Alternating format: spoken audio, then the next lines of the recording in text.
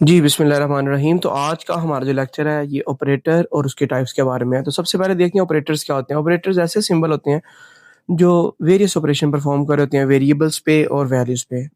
ठीक है? तो इसकी डेफिनेशन की तरफ चलते हैं।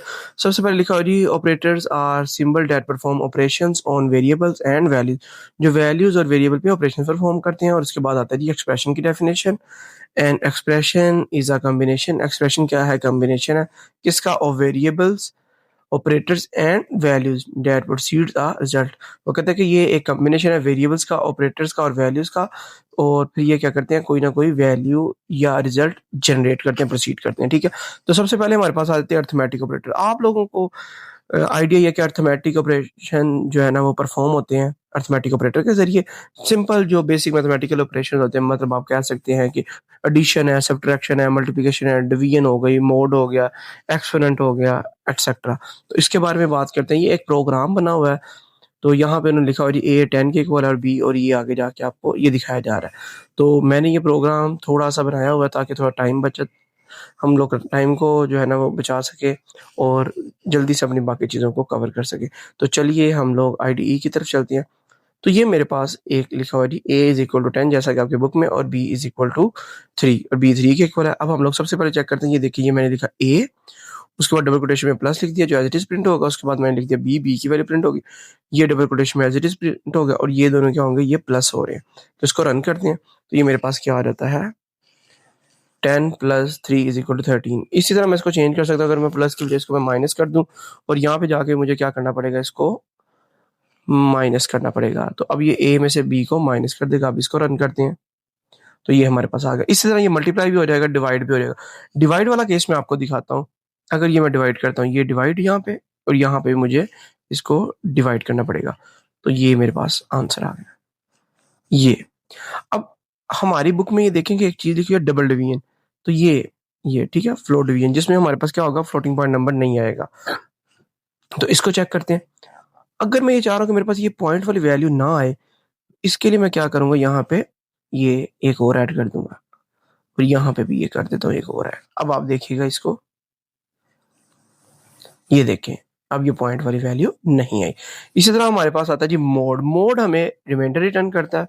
तो मोड को हम लोग लिखते हैं यहाँ पे। ठीक है? अगर इसका मोड लिया जाए तो हमारे पास आंसर 1 आना चाहिए। ठीक है? तो अब इसको रन करते हैं, चेक करते हैं, ये 1 आ गया।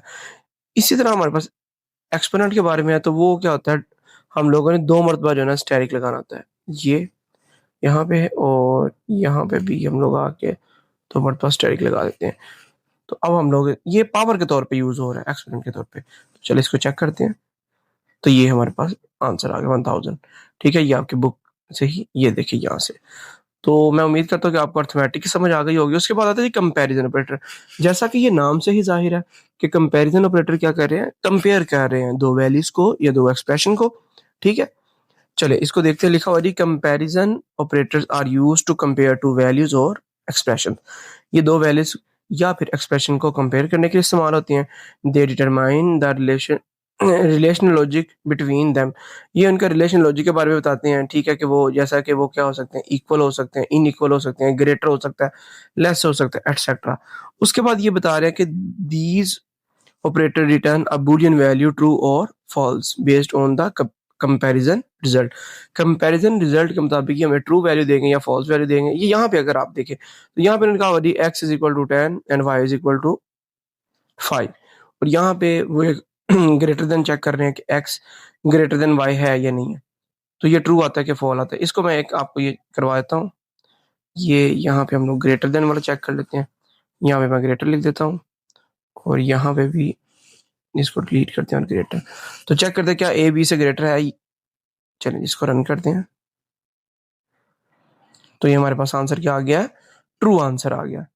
10 ग्रेटर देन होता है, तो ये ट्रू आ गया। अगर मैं इसको लेस के लिए करूंगा, और यहाँ पे भी मुझे लेस करना पड़ेगा, तो मेरे पास क्या आ जाएगा? फॉल्स आंसर आएगा। ये फॉल्स आ गया। ठीक है? तो चलिए बुक की तरफ चलते हैं। इस तरह ही आप लेस देन चेक कर सकते हैं। इक्वल के लिए डबल इक्वल होता है, डबल इक्वल का साइन होता है, सिंगल इक्वल का नहीं होता। तो अगर मैंने इक्वल चेक करना है तो मैं यहाँ पे लिखता हूँ जनाब इक्वल टू, और यहाँ पे भी डबल इक्वल। एक इक्वल लिखेंगे तो असाइनमेंट ऑपरेटर के तौर पे यूज होगा। ये डबल इक्वल, तो ये क्या ए बी के इक्वल है? नहीं, तो फिर फॉल्स हमारे पास आंसर आ जाएगा। हुआ 10 3 के इक्वल है? नहीं, फॉल्स आंसर आ गया। तो दोबारा इधर चलते हैं, ये equal to, not equal to check कर सकते हैं, ग्रेटर देन और इक्वल टू चेक कर सकते हैं, और less than equal to check कर सकते हैं। तो ये हमारे पास कंपैरिजन ऑपरेटर हो गया। उसके बाद आता है जी assignment operator. Assignment operator basically क्या कर रहा होता है, ये हमारे वेरिएबल्स को वैल्यू असाइन करता है या वेरिएबल को वेरिएबल असाइन करता है। ठीक है, वेरिएबल को वैल्यू असाइन करता है या फिर वेरिएबल को वेरिएबल असाइन करता है। ठीक है, तो ये हम लोगों ने काफी यूज किया भी हुआ है, थोड़ा सा इसके बारे में और देख लेते हैं। तो कह जी assignment operators are used to assign value to a variable. The most common assignment operator is the equal sign. ठीक है, आगे लिखा हुआ है which assign the value to the value on the right to the variable to the left. इसका मतलब ये हुआ कि वेरिएबल जो हमारे पास होगा वो लेफ्ट साइड पे होगा और उसकी वैल्यू जो होगी वो हमेशा राइट साइड पे हुआ करेगी। ठीक है, आगे लिखा हुआ है जी ये कंपाउंड असाइनमेंट ऑपरेटर के तौर पे भी यूज हो सकते हैं। They are also compound assignment operator like plus equal to, minus equal to, multiply equal to and divide equal to. ठीक है, इसको अभी मैं आपको ये समझाता हूँ, पहले हम लोग ये देख लें। इधर चलते हैं, ये देखें, ये असाइन कर रहा है b इज इक्वल टू 3, तो ये असाइनमेंट ऑपरेटर हो गया। ये सीधा सीधा बहुत आसान है कि हम लोग वेरिएबल को वैल्यू असाइन करें। अगर मैं यहाँ पे ये कर दूंगा b is equal to a, तो इसका मतलब क्या होगा, अब a की जो वैल्यू 10 है तो यहाँ पे 10 आ जाएगा, तो b किसके इक्वल हो गया, 10 के इक्वल। तो मैं वेरिएबल को वेरिएबल भी असाइन कर सकता हूँ। दोबारा 3 कर देते हैं इसको। चलिए अब बुक की तरफ आते हैं, ये देखें जरा, यहाँ पे इन्होंने ये किया हुआ है असाइनमेंट a। इसको ले लेते हैं, मैं आपको इसके बारे में जरा थोड़ा सा बता देता हूँ ये कैसे किया हुआ है। इसको अभी फिलहाल हम डिलीट कर देते हैं, इसी को ले लेते हैं, ये ए और असाइनमेंट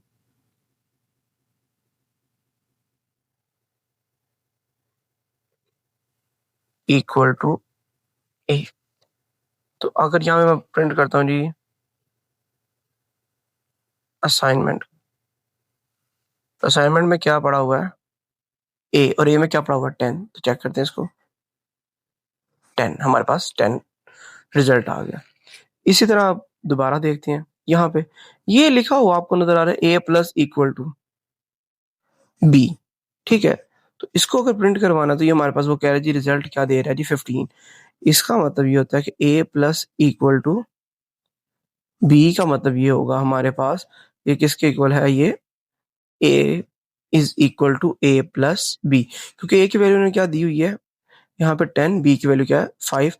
इसको यहाँ पे मैं आपको कुछ इस तरह से समझाता हूँ, ए की वैल्यू 10 है, बी की वैल्यू हमारे पास है जी 5। उसके बाद हम लोग इसको चेक करते हैं, तो यहाँ पे लिखा हुआ है जी ए प्लस इक्वल टू बी।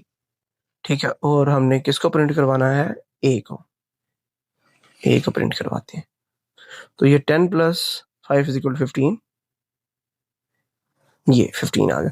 अब ये जो चीज़ है ये किसके इक्वल बन रही है, ये मैं यहाँ पे आपको कमेंट कर, सॉरी ये इस तरह नहीं, ये कमेंट करके बताता हूँ। ये बन रही है A is equal to A plus B, ये इसके इक्वल आ रही है। ठीक है, तो इसी तरह अगर मैं यहाँ पे माइनस कर देता हूँ तो ये इसमें से माइनस हो जाएगी। ये मैं करके दिखाता हूँ, माइनस, तो ये माइनस हो गया, हमारा आंसर 5 आ जाएगा, माइनस ये 5। इसी तरह अगर मैं यहाँ पे मल्टीप्लाई कर देता हूँ, सॉरी ये यहाँ पे आके मैं मल्टीप्लाई कर देता हूँ और यहाँ पे भी ये क्या हो रहा है, इस तरह मल्टीप्लाई हो रहा है, तो ये क्या हो जाएगा 50 आंसर आएगा इसका। और इसी तरह मैं इसको डिवाइड भी कर सकता हूँ और यहाँ पे भी मैं ये इस तरह काम करेगा ये डिवीजन का। ठीक है, तो अब इसको करते हैं, देखते हैं, ये हमारे पास 2.0 आंसर आया। आपको याद होगा अगर मैं यहाँ पे डबल इक्वालिटी लगाता हूँ तो अब चेक करते हैं, हमारा आंसर 2 आ गया। ठीक है, ये हम लोगों ने देखा यहाँ पे भी डबल इक्वालिटी का। तो मैं उम्मीद करता हूँ कि आज का लेक्चर आप सबको समझ आया होगा। मैं चाह रहा हूँ कि चीज़ें आसान रहें, आपको चीज़ों की समझ आए, ये ना हो कि आपको समझ ही ना आ रही हो तो फ़ायदा कोई नहीं। तो आप लोग प्रैक्टिस भी कीजिएगा, अपना बहुत सारा ख्याल रखिएगा। चैनल को लाइक करें, सब्सक्राइब करें और बेल आइकन पर क्लिक करें। अल्लाह हाफ़िज़।